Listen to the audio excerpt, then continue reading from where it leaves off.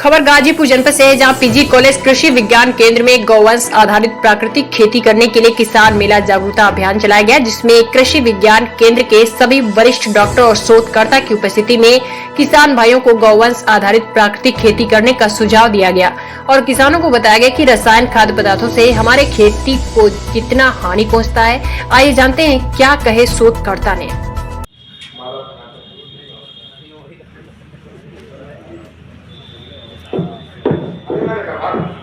हाँ, प्रगत सिंह ये इस नाते इनको मैं सम्मानित करवा रहा हूँ कि इन्होंने एक नया काम किया है और कृषि विज्ञान केंद्र के तकनीकी ज्ञान को और हमारी मैडम इलाहाबाद से अमय रंग बहादुर भाई साहब, आपको मैं कहूँगा कि आप जैसा कि आप देख रहे हैं कि आज ये गोष्ठी मिट्टी पे आधारित गोष्ठी कराया जा रहा है कि आने वाला जो हमारी आबादी है उस आबादी को हम लोग खाद्यान्न कैसे उपलब्ध करा सके, क्योंकि अब सारी परिस्थितियां हमारे फेवर में नहीं रह गई हैं। आबादी इतनी द्रुत गति से बढ़ रही है कि इस बढ़ती हुई आबादी को कैसे खाद्यान्न दिया जाए, ये सबसे बड़ा चैलेंज टास्क हो गया है। क्योंकि आपको मालूम है कि हमारा देश 15 अगस्त 1947 को आजाद हुआ, 26 जनवरी 1949 को हमारा देश गणतंत्र हुआ और 51 में जब जनगणना की गई तो उसमें अपने देश की आबादी 36 करोड़ थी और 36 करोड़ देश को भी हमारा देश खाद्यान्न उपलब्ध नहीं करा पाता था। विदेशों से अनाज आते थे, लेकिन ये जो कुछ परिवर्तन आप देख रहे हैं, ये सारा परिवर्तन 1966 के बाद का परिवर्तन है। 1966 में हमारे देश में हरित क्रांति आई। डॉक्टर स्वामीनाथन साहब को हरित क्रांति का जनक कहा गया और डॉक्टर स्वामीनाथन साहब की देन है कि आज जो अपने देश की पॉपुलेशन 1 अरब 38 करोड़ हो गई है, आज 1 अरब 38 करोड़ को हमारा देश खाद्यान्न उपलब्ध करा रहा है।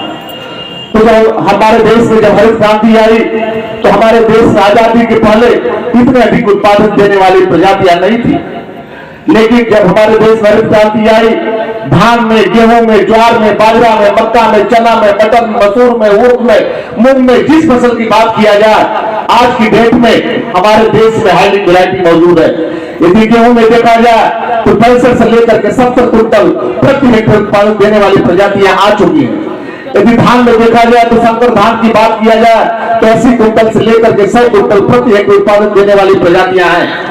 और में देखा जाए चाहे मालवीय 13 हो, नरेंद्र R1 हो, नरेंद्र 2 हो, नरेंद्र R3 हो, इसकी उत्पादन क्षमता 24 से लेकर के 28 क्विंटल प्रति हेक्टेयर है। यदि सरसों की बात किया जाए, इंडिया 85 जो फैजाबाद एग्रीकल्चर यूनिवर्सिटी से रिलीज वैरायटी है, पूसा विजय है, पूसा तारक है, ये तमाम तरह की जो हाईब्रिड वैरायटियां हैं, इनकी उत्पादन क्षमता 24 से लेकर के 26 क्विंटल प्रति हेक्टेयर तक है। यदि आलू में देखा जाए चिप्सोना 1, चिप्सोना 2, चिप्सोना 3, ये तमाम तरह की जो हाईब्रिड वैरायटी है, इसकी उत्पादन क्षमता 300 से लेकर के 350 क्विंटल प्रति हेक्टेयर है। लेकिन आजादी के पहले हमारे देश में इतना हाईब्रिड वैरायटी नहीं थी और जो अपने देश की पॉपुलेशन थी, उस पॉपुलेशन को भी हम लोग खाद्यान्न देने में सक्षम नहीं थे। लेकिन जब 66 में हरित क्रांति आई तो हमारे देश में अच्छे अच्छे बीजों का आविष्कार हुआ। इसके पहले हम लोग ये नहीं जानते थे कि केमिकल फर्टिलाइजर क्या है, रासायनिक उर्वरक क्या है। तो 1966 के बाद हमारे देश के अंदर रासायनिक उर्वरकों का प्रयोग करना शुरू किया गया। मिट्टी अस्वस्थ है तो कैसे हम मिट्टी को स्वस्थ बनाएं। देखा यह गया है कि यदि हम किसी भी फसल को परीक्षण करते हैं प्रयोगशाला में तो करीब 12 से 14 पोषक तत्वों की हमारे फसलों में कमी दिखाई दे रही है। अगर हमारे पौधों में कमी दिखाई दे रही है तो इसका मतलब कि जमीन में उसी पोषक तत्वों की कमी है। इस कमी को कैसे हम दूर कर सके, और जब तक तत्वों की कमी नहीं पूरी करेंगे तब तक हमारे पौधों में उस पोषक तत्व की परिपूर्ति नहीं हो सकती। क्योंकि कोई भी पौधा जब तैयार होता है तो वो हमारा एक उद्देश्य होता है कि इस पौधे को क्यों तैयार करना है। सब्जी के पर्पज से है कि अनाज के पर्पज से कि दूध तेल के पर्पज से कि दाल के पर्पज से, किस उद्देश्य से हम पौधे को लगा रहे हैं। हमारा उद्देश्य होता है अच्छा से अच्छा खाने का और जब मिट्टी में पोषक तत्वों की कमी है तो हमको अच्छा से अच्छा गुणवत्ता युक्त हमको नहीं मिल सकता। तो गुणवत्ता युक्त कैसे मिले? पहले आज के 30 साल 40 साल पहले एक दो पोषक तत्वों की कमी हुआ करती थी। नाइट्रोजन की शुरू में कमी हुई 1980 के बाद नाइट्रोजन की कमी हुई तो हम लोग यूरिया से देना शुरू किए। फिर फास्फोरस की कमी हुई, फिर पोटास की कमी हुई, फिर जिंक की, फिर सल्फर की, कैल्शियम, मैग्नीशियम, बोरान, मॉलिब्डेनम, जितने तत्व हैं लगभग सभी की कमी जमीन में हो चुकी है। अगर कमी जमीन में है तो जमीन में ही जो पौधा उग रहा है उसमें भी कमी रहेगी। तो जब हम कमी युक्त अनाज, कमी युक्त दाल, कमी युक्त तेल का प्रयोग करेंगे तो उसमें भी हमारे भोजन में कमी रहेगी। इस कमी को कैसे हम दूर करें, समस्या ये सामने आ रही है। क्योंकि कृषि विज्ञान केंद्र है हमारे खेतों में कोई बहुत अब अच्छा पोषक तत्व नहीं रह गया है, तो इस पोषक तत्व को कैसे हम पूरा करें? पहले हम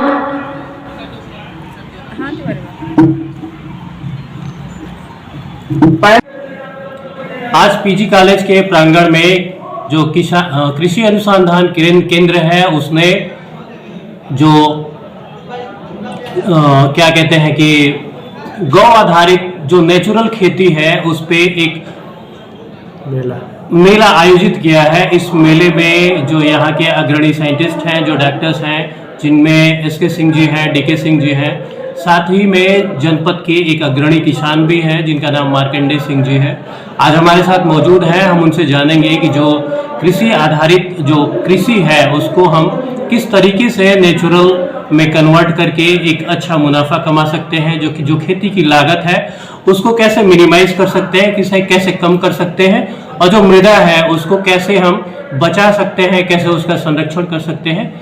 हमारे यहाँ आपका बहुत बहुत स्वागत है। धन्यवाद। आपने आज मैं अपने किसान भाइयों के बीच में जो पद्धति है, जो हमारी पुरानी पद्धति है, जो वेदों से चली आ रही है, इस वैदिक दर्शन से जो हमारी खेती होती थी पूरी दुनिया में, आज अगर हम 200 से 300 वर्ष पहले नज़र डालें तो पूरे दुनिया में सबसे अधिक पैदावार हमारे भारत की होती थी और भारत सोने की चिड़िया के रूप में जाना जाता था। जी हाँ, बिल्कुल। और जब से 1760 में 17वीं शताब्दी में जब अंग्रेज़ यहाँ आए, हुकूमत उन्होंने शुरू की, तो सबसे पहले उन्होंने यहाँ की खेती पर हमला किया, किसानों पर हमला किया। 1760 में अंग्रेज़ों ने सबसे पहले कालीकट में एक कॉलोनी बनाई थी और 18वीं शताब्दी में गाजीपुर इसका जीता जागता उदाहरण है। अफीम का कारखाना उन्होंने यही लगाया और नील की खेती उन्होंने यही शुरू की थी। बिल्कुल। और किसानों को, भारतीय किसानों का जो कृषि की जो उपज थी, जो उनकी परंपरागत कृषि होती थी, जहाँ गौ आधारित खेती होती थी, जो नेचुरल खेती होती थी, उस पर उन्होंने हमला किया और सारी इस देश की खेती की व्यवस्था को तहस नहस कर दिया। जी बिल्कुल। सबसे पहले अंग्रेजों ने लैंड, डलहौजी के नेतृत्व में लैंड एक्विजिशन एक्ट बनाया और इस देश की सारी जो एग्रीकल्चर थी उसको उन्होंने कब्जा कर लिया और फिर लगान के माध्यम से जमींदारी प्रथा का उन्होंने शुरुआत की, जिससे यहाँ का किसान मर गया और यहाँ की खेती खत्म हो गई। जी।